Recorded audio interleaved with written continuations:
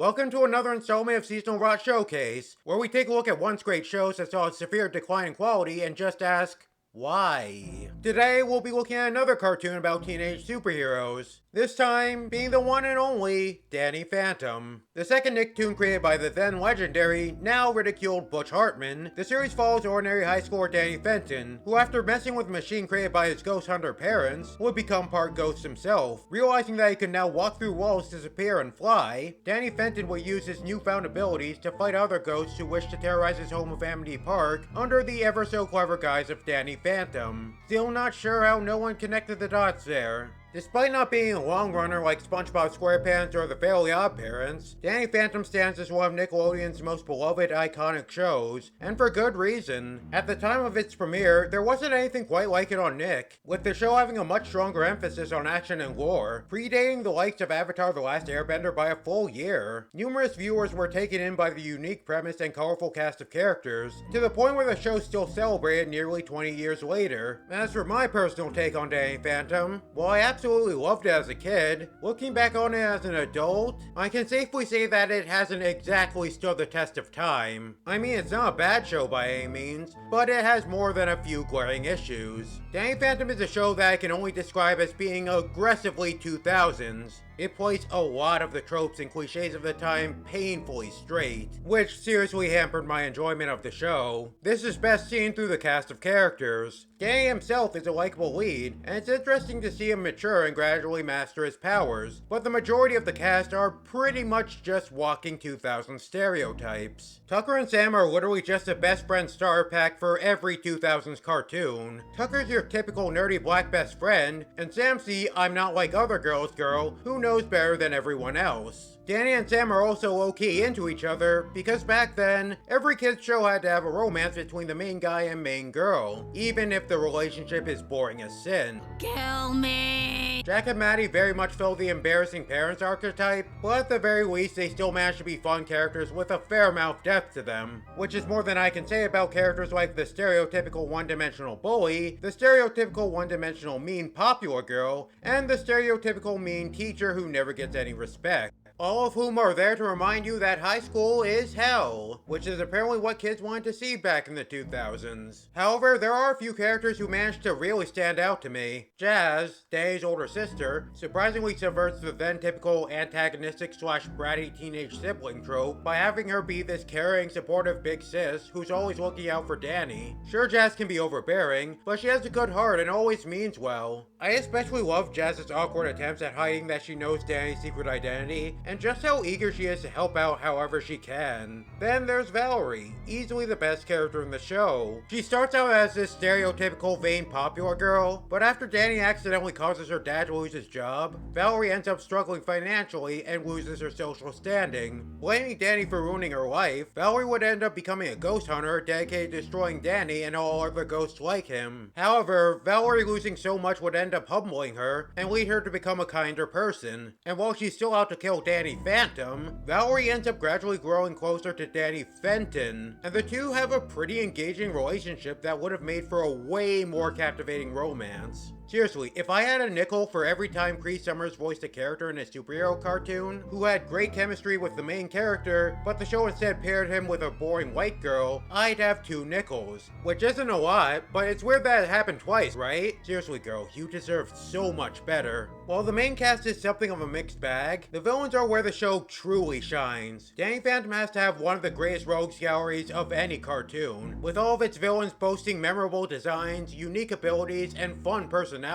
It doesn't matter how good or bad any given episode is, the villains are always the best thing about them. Vlad, Skulker, Technist, Ember, freaking Dark Dan? They're just all so good. Moving away from the characters, the storytelling and writing tends to be pretty good. At least when Danny Phantom isn't beating you over the head with a dopey run-of-the-mill moral, or focusing on how Casper High is a miserable place full of horrible people. The comedy, while not without its moments, is honestly kind of lame for the most most part, being filled to the brim with Butch Hartman's patented, and then the opposite happens style of humor, as well as some jokes that aren't exactly PC for today's standards. The action is also pretty flat, with most fights consisting of hit flashes, stills, and overall having very little in the way of actual fight choreography beyond character stands there waiting to be hit or blasted. All in all, Danny Phantom is a very flawed, inconsistent show, and I think we get much better action-oriented Nicktoons in the likes of Glitch Text, the TMNT cartoons, and of course, Avatar: The Last Airbender. Despite all of my problems with it though, I still consider Danny Phantom to be an overall good show. Sure, it's kind of a hit or miss looking back, but whenever Danny Phantom's cool ideas and engaging setting were put at the forefront, and Butch's Hartmanisms were kept at a bare minimum, it was able to be something truly special. That is, until the third and final season screwed everything up. Season 3 of Danny Phantom pretty much took all of the show's problems, like its cliches and overbearing morals, and amplified them, while also actively removing everything that made the show interesting and unique to begin with. As a result, Season 3 was received much worse than the previous ones, and it is almost always completely disregarded whenever Danny Phantom is discussed. The reason behind this decline in quality? Well, despite Butch Hartman flaunting Danny Phantom as his pride and joy, it was actually series developer Steve Marmel who was the true mind behind the series. In essence, Steve Marmel was actively preventing Butch Hartman from completely selling the show with his Hartmanisms that were already weighing Danny Phantom down. All the interesting concepts and lore? That was Marmel. All of the painful cliches and humor? That was Butch. Unfortunately, Marmel would leave the show after season 2 due to creative differences with Butch Hartman, and without anyone to rein Butch in, there was nothing stopping him from completely sabotaging season 3. How exactly did he do this? Well, like before, I'll be breaking down my issues with the final season of Danny Phantom down to 3 main problems, and by the end of it all, I think we'll all have a better understanding as to why Danny Phantom would have been much better off without Hartman. Problem number 1.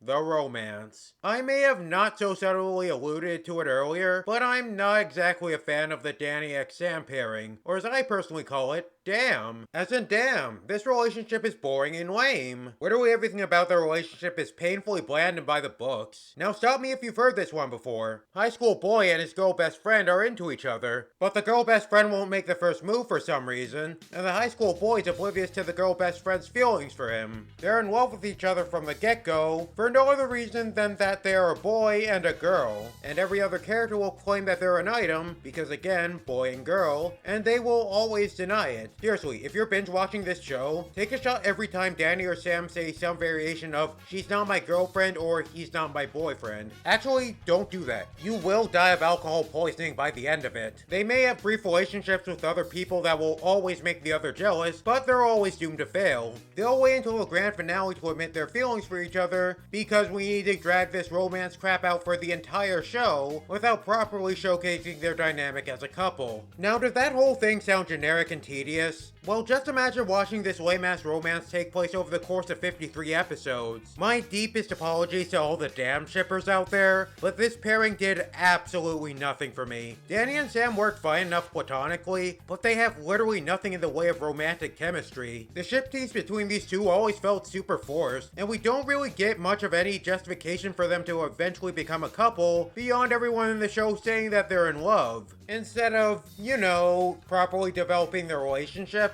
Because who cares if this pairing makes sense or not? He's the main boy, she's the main girl, therefore they must date. Platonic friendships between people of the opposite gender? I never heard of her. Damn is boring at best, irritating at worst, and always brings down any episode it's prominent in. And you know, maybe I wouldn't be so salty about this relationship if the show didn't introduce an infinitely more compelling pairing in Danny and Valerie. Danny and Valerie's relationship is so good. It had build-up, it had drama, the two had genuinely solid chemistry. Danny and Valerie had everything that you could ever ask for in a captivating romance, and they could have been even more. Think about it, they're the only two people in the world who truly understand what they're going through. They understand the stress and hardships of fighting ghosts while still trying to live normal lives. They were two sides of the same coin. And think about the drama that would have unfolded when Valerie found out Danny's secret identity. I'm getting chills just thinking about the possibilities. Yet, for some reason, Butch looked at this pairing and thought to himself, No, the viewers don't want a blossoming romance between Danny and a complex badass antihero. No, they want him to be in a painfully milquetoast romance with this wannabe goth poser. I am thoroughly convinced that Danny and Valerie would have been endgame if this show were created by literally anyone else besides Butch Hartman. Danny Phantom had such a good thing going with Grey Ghost, but they just threw it all away for this lame romance with this self-righteous vegan. Valerie, girl, you deserved so much better. Wait, wasn't I talking about season 3? Anyways, the damn shipping would get even more forced in season 3, while still being completely devoid of any sort of substance. As much as I didn't enjoy the pairing in the show's first 2 seasons, at the very least, in the handful of times that damn took center stage, it tied into the episode's plot in a way that didn't feel intrusive. I still left those episodes completely apathetic towards the pairing, but at least tied into what was going on in those plots. Which, of course, isn't the case with Season 3, where copious amounts of damn ship teas are haphazardly thrown into the season's last few episodes. It's like, do we really need to stop the episode dead in its tracks to tell the audience that Danny and Sam are in love with each other and would make a great couple? It generally feels like the writers realized that this romance barely got any development, so they just decided to shove in a bunch of last-minute ship teas to try and convince the audience that these two being in a relationship makes any sort of sense, and that said relationship isn't boring as sin. That's not even getting into how the series finale portrays the nature of Sam's feelings for Danny in a very troubling light. Oh, but we'll get to that travesty soon enough. So yeah, Danny x Sam. It sucked in the good seasons, and it sucked even harder in season 3. Come on, guys. You know, there's only one girl for me. Valerie! Sam. Problem number 2, tone and setting. Now it's here where we have the primary issue people take with Season 3. When Butch Hartman took complete control of Danny Phantom, it would lead to a very noticeable shift in direction. While Steve Marmol intended for Season 3 to be darker in tone, Butch would end up doing the opposite and make this season absolutely toothless. Now look, at the end of the day, Danny Phantom was always a corny, family-friendly kids cartoon, but it also had a bit of an edge that made it stand out amongst other Nicktoons, especially pre-Avatar. The show could have plots that were kind of dark, most notably The Ultimate Enemy, which dealt with Danny trying to prevent a bad future, where all of his friends and family die in a fiery explosion, and he becomes a lunatic bent on destroying everything. In fact, the very premise of fighting the souls of the deceased did make Danny Phantom edgier than your typical Nicktoon. So of course, when Butch took control, he decided to throw away everything that made Danny Phantom unique and interesting, and made it into a generic Saturday morning cartoon. Season 3's plots and concepts were far less interesting than what came before it, and came across as far more silly and basic. Just look at the episode where the Fentons become millionaires, and it leads Danny to become an asshole. Or the one where Ember, Spectra, and Ken are having guy troubles, so they decide to make all of the men in Amity Park disappear. Which, by the way, feels kind of misogynistic, even though this is supposed to be a girl power episode.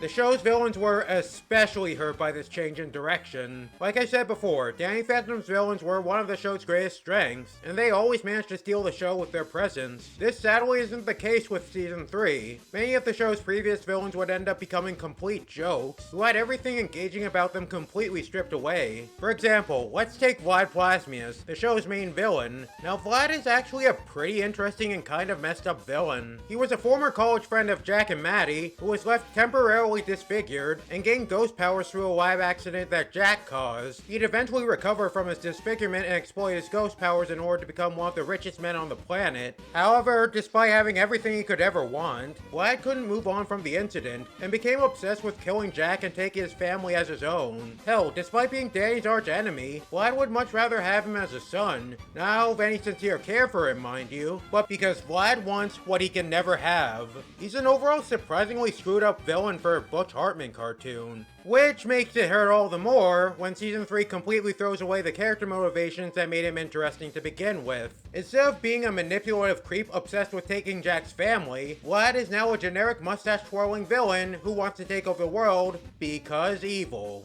This is also the season he becomes mayor of Amity Park. Why? Because he wanted to mess with Danny after what was basically a petty prank war between them. Yeah, Butch, that's a way more interesting direction to take this character. For crying out loud, the man is evilly caressing a cat. I guess the dumb children in the audience needed to be reminded that Vlad is indeed the bad guy.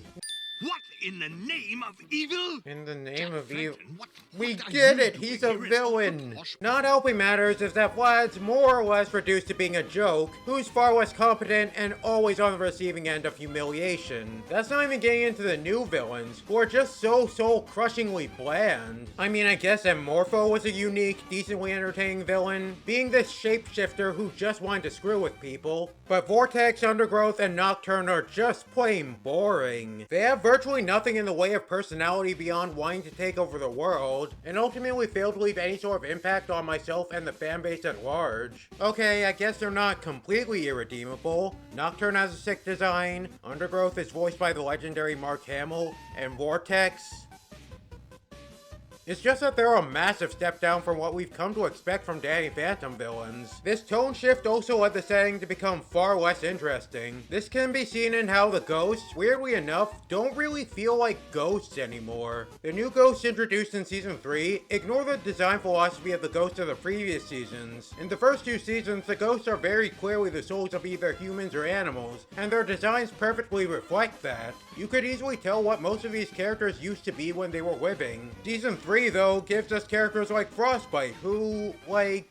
What am I looking at here? Now on its own, Frostbite's design is actually pretty cool, but it doesn't make any sense within the context of this setting. He's supposed to be a ghost, but the ghost of what exactly? This isn't a human or an animal. This guy's just a rando fantasy monster who doesn't feel like he belongs in a place called the Ghost Zone. And don't even get me started on Vortex. What is this supposed to be? The ghost of a tornado? Is that it, Butch? Did a tornado die? Here's the real kicker though. They aren't actually ghosts. In fact, according to Butch Hartman, none of the residents of the Ghost Zone are really ghosts, but rather monsters from another dimension, who just so happen to look like ghosts, behave like ghosts, be straight up called ghosts, and live in a world called the Ghost Zone. This was always the case and not at all something Butch Hartman pulled out of his ass. Despite the fact that several ghost characters already had their deaths explicitly mentioned or alluded to in the show. This is such a baffling retcon that does nothing but water down the core premise of Danny Phantom and make it stand out far less. What on earth would possess Butch Hartman to do this? Well, of course Butch Hartman never confirmed this himself. Many speculate that he made this really dumb, unnecessary change for the sake of his faith and thought that the show's setting as is was at odds with it. Now, I'm not entirely sure of the validity of these claims, given that he was apparently a born-again Christian since 2000, 4 years before Danny Phantom's premiere. However, it's possible that Steve Marmol's involvement in the show was what prevented Butch from implementing this retcon earlier, or he changed his mind as he became more dedicated to his faith. However, if this retcon was motivated by his faith, as a Christian myself, I have to say, Butch, God does not care if you make a fictional setting that implies that there's an afterlife other than heaven and hell. You weren't going to hell for leaving Danny Phantom's lore as it was. Personally, I'd be a bit more concerned about the whole scamming your fans out of over 100k, but that's just me. Regardless of the reason, it's a nonsensical retcon that everyone ignores and perfectly embodies how utterly lame Season 3 is. For the most part, at least. While the majority of Season 3 ranges from boring to obnoxious, the penultimate episode, Destabilized, is actually really good, which I'm only bringing up because in terms of both tone and writing quality, it doesn't feel remotely like the rest of Season 3. While the rest of the season was mostly bland, mediocre fluff, this episode had the edge that was desperately lacking. It's literally about Danielle Phantom, Danny's younger female clone, basically dying, and Vlad hiring Valerie to capture her so he can study her remains and figure out why she lasted longer than the rest of the clones he made. Also, unsurprisingly, the only good episode this season heavily featured Best Girl Valerie.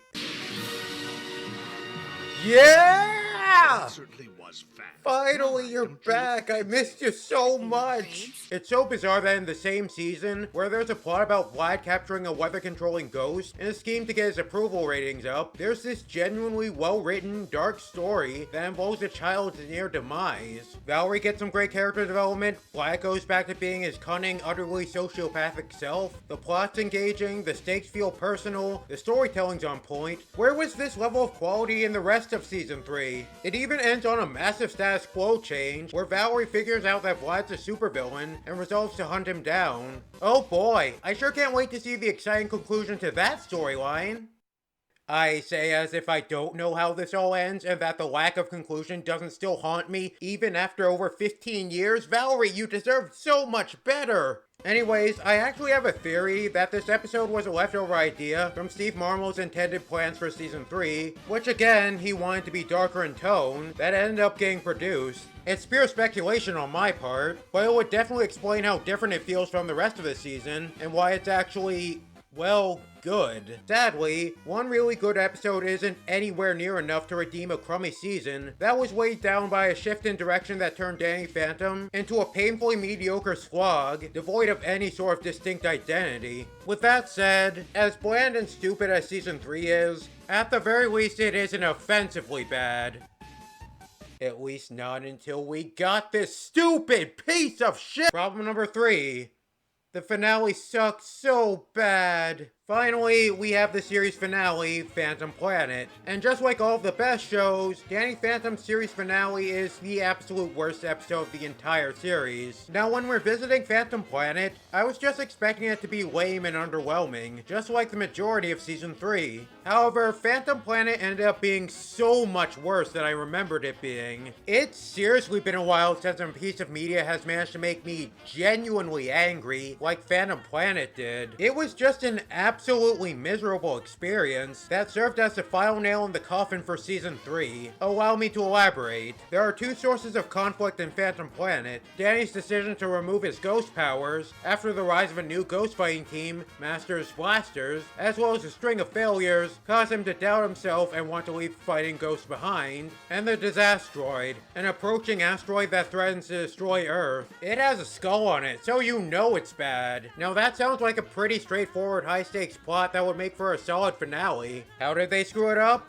Let's find out, starting with Danny's inner conflict about wanting to be normal. What bothers me more than anything about the finale is how desperately it wants the audience to view Danny as purely selfish for wanting to give up being Danny Phantom, but the episode completely fails at portraying him as such. When you really break it down, Danny is a child who is feeling overwhelmed by his responsibilities and is overcome with self-doubt, and yet Sam, Tucker, and Jazz don't sympathize with him in the slightest and treat him like a total jerk. Sam especially, who scolds him for wanting to be a normal kid, because how dare this 14-year-old have self-doubt? How dare he want to live a normal life? Now, this reaction would have been much more justified if the concern was that Danny was choosing to just sit back and let innocent people get hurt by the ghosts that terrorize Amity Park. Except that's not really the case at all. The presence of the Masters Blasters, the group that ultimately drives Danny to get rid of his ghost powers, is what really throws a wrench in this whole narrative. This story would have worked so much better if Danny was the only person who could protect the town from ghosts, but Masters Blasters are shown to be more than capable of protecting the citizens of Amity Park. Granted, they quickly begin charging people for their services,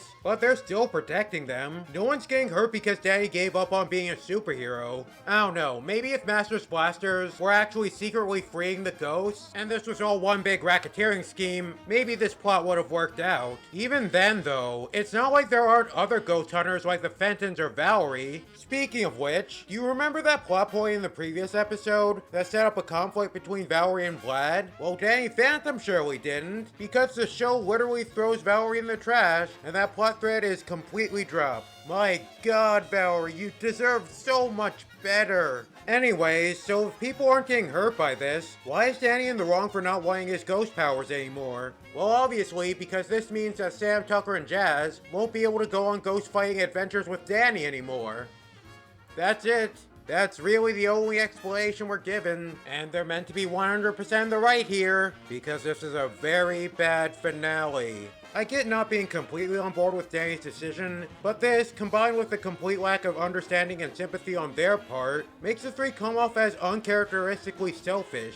Well, I actually expect this sort of thing from Sam and Tucker, but you, Jazz? Come on. You're better than this. What would the media illiterate weirdos on the internet weaponizing you as a means to vilify Lois Lane think about this? Go watch My Adventures with Superman, by the way. It's honestly a way better show than this. And yes, that does include Danny Phantom's good seasons. In fact, Danny's friends don't really seem to want anything to do with him once his ghost powers are gone. Sam especially comes off as really harsh and selfish here, with her saying multiple times how much it sucks that Danny isn't special anymore, as if the only reason he mattered to her was that he had ghost powers. Well, this clearly wasn't what the writers were going for. They probably meant it in a more don't throw away what makes you unique kind of way, but that completely ignores the toll and stress Danny's powers put him under. The episode just completely fumbles the message it's going for, and ends up presenting Sam in a way that makes it seem like she likes Danny Phantom more than Danny Fenton. Of course, Sam clarifies that Danny's cool with or without his powers, which kind of rings hollow since this comes immediately after he gets them back.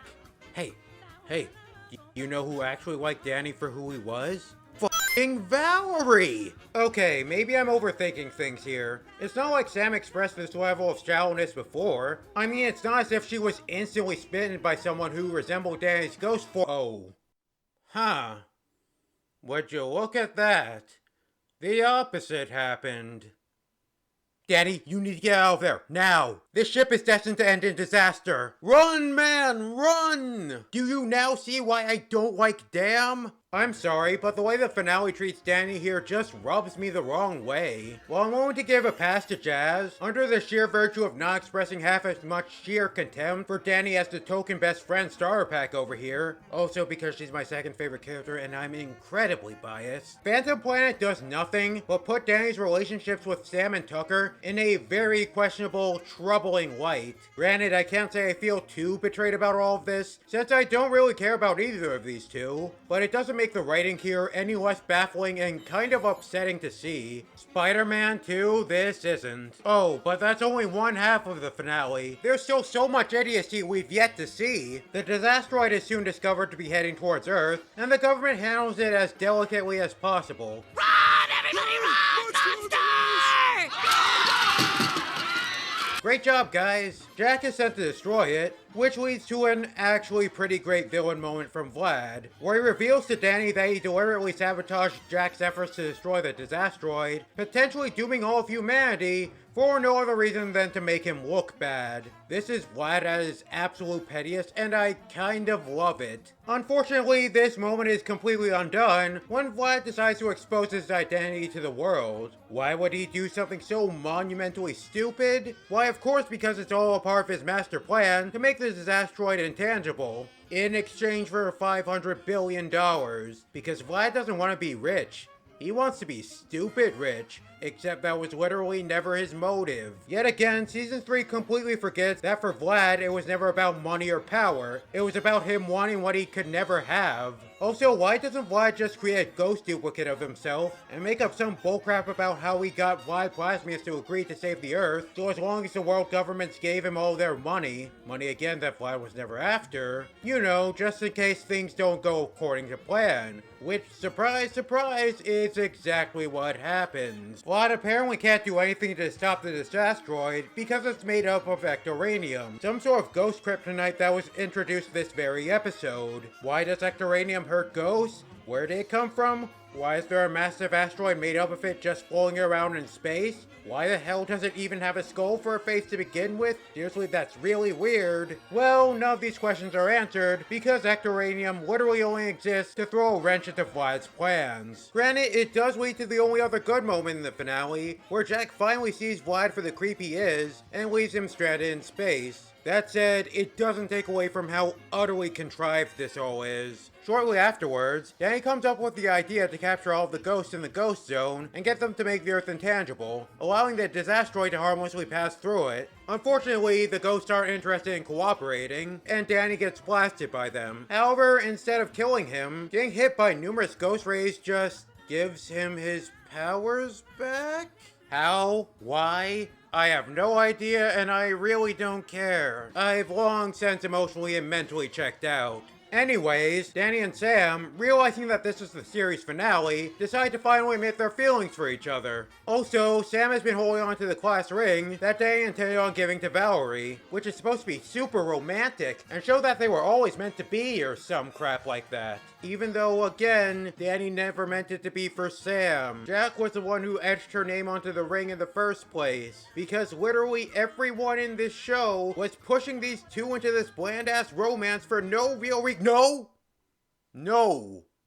I'm not getting hung up on shipping bullcrap again. We're almost done. Long story short, they kiss, I still feel dead inside, and Danny saves the day. In the end, Danny reveals his secret identity to the world, which is apparently a good thing, despite Reality Trip showing that this means that he'll likely never know a moment of privacy, and the guys in white will be hunting him down. But it's fine. Don't worry about it. It's fine. It's a happy ending. Don't think about it. Valerie is also here and appears to have no reaction whatsoever to discovering that the ghost she was hell-bent on killing was actually her former love interest. Because I'm pretty sure that this episode hates me specifically. Tucker's the mayor now for some reason, and it ends with Danny and Sam making their relationship official. Yippee. I'm not gonna lie to you guys, Phantom Planet was really rough to sit through, even compared to the rest of this season. It was just a miserable, stupid time from beginning to end, and an awful conclusion to a lackluster season. It also just so happens to be Butch Hartman's favorite episode of Danny Phantom, because of course it is. This was an episode that truly earned its reputation as one of the worst cartoon finales of all time, and would forever cement the final season of Danny Phantom's infamous reputation within the fan base. End, please, I beg of you, please just end, I don't care. Oh, that was actually painful. Like, that was, oh god, that was really bad. Like, I was not expecting it to be this bad. This was so much worse than I remember. Like, oh, no. Maybe I'll post the rest of the commentary later, like after the main video's out. Who knows? Who cares? This finale sucks. I want to go home. The aftermath. Following Danny Phantom's lackluster, highly divisive final season, it would all just kind of go downhill for Butch Hartman from there. His first show, The Fairly Odd Parents, would gradually decline in quality until it was reduced to a hollow shell of its former self, before finally getting mercy killed in 2017. Butch's follow-up shows also wouldn't be anywhere near as successful as his previous ones. Tough Puppy, despite running for about the same number of episodes as Danny Phantom, failed to leave any sort of impact beyond Katie Catswell, who would awaken something in thousands of future furries. Absolutely no judgment here, by the way. At least someone got something out of this mid-ass show. That series would be followed up by Bunsen is a Beast, a show pretty much no one remembers, no doubt due to the lack of catgirls, and got canned after one season. After leaving Nickelodeon in 2018, Butch would go on such escapades as scamming his fans out of $100K through a Kickstarter for a faith-based streaming service that still hasn't materialized even after 5 years, creating some awful Christian preschool cartoons, losing whatever artistic talent he once had, plagiarizing art, and gradually becoming more and more of a Persona 5 villain. On the more mundane side of things, Steve Marmel would continue to find work in television, creating the Disney sitcom Sunny with a Chance, working on shows such as Yin Yang Yo and Family Guy, and serving as a writer on the absolute classic that is Smosh the Movie. As for Danny Phantom itself, the show continues to be referenced by Nickelodeon to this day, being regularly represented in various Nicktoons crossover video games. While fans now might look back on the show through a slightly more critical lens and take note of Butch Hartman's dated style of writing, Danny Phantom still maintains a massive following, with many still clamoring for its return. Then, to the surprise of everyone, in September 2022, it was announced that Danny Phantom would be getting a graphic novel titled A Glitch in Time. Written and illustrated by Gabriella Epstein, the story would take place after the events of the awful series finale and revolve around the much anticipated return of fan favorite Dark Dan. Later released on July 19th, 2023, the comic would earn widespread critical acclaim from Danny Danny Phantom fans for his expansion on the lore, its quality art, and taking the series in a really intriguing direction, with the ending hinting that there's more to come in the future. I actually ended up picking up the book just a few days after I finished rewatching the show, and man, was it the pick-me-up I needed after suffering through the agony that was Season 3. It's a really great read, and it's only rivaled by The Ultimate Enemy as the best thing to ever come out of this IP. Who knew that all this series needed to do, in order to live up to its fullest potential, was to remove Butch Hartman from the equation entirely? You know, besides everyone. Final thoughts. The core problems with Danny Phantom's final season can be blamed on Steve Marmot's departure from the series, leaving Butch Hartman with too much creative control. While creators being given too much creative freedom usually leads their works to get too wild and out there, such as the absolute clustercluck that was Ken Pender's run on Archie Sonic, Danny Phantom, when under the full control of Butch Hartman, would suffer from the opposite problem, becoming a painfully bland, by-the-numbers kids cartoon that lacked the strong storytelling and fun concepts that drew people into the show to begin with, while increasing the lame cliches and Butch Hartmanisms. The final season of Danny Phantom is a season of television that's largely devoid of substance, and is overall just tedious to sit through. At the very least, though, despite the show ending on a sour note, it really does seem like Danny Phantom has a very promising future in the realm of comics. Gabriella Epstein seems like she has a far more interesting vision for this world than Butch Hartman ever did, and it leads me to very much look forward to the future of this franchise. And that was another installment of Seasonal Rot Showcase. So what were your thoughts on Danny Phantom's final season? Do you think that it deserves the hate it gets? Did Phantom Planet leave you utterly broken like it did me? How many Danny X Sam shippers do you think I pissed off this video? Leave your thoughts in the comments below if you like. If you enjoyed this video and want to see more of me rambling on about cartoons, feel free to subscribe to this channel. It really helps motivate me to continue making videos. And remember kids, always ship Grey Ghost.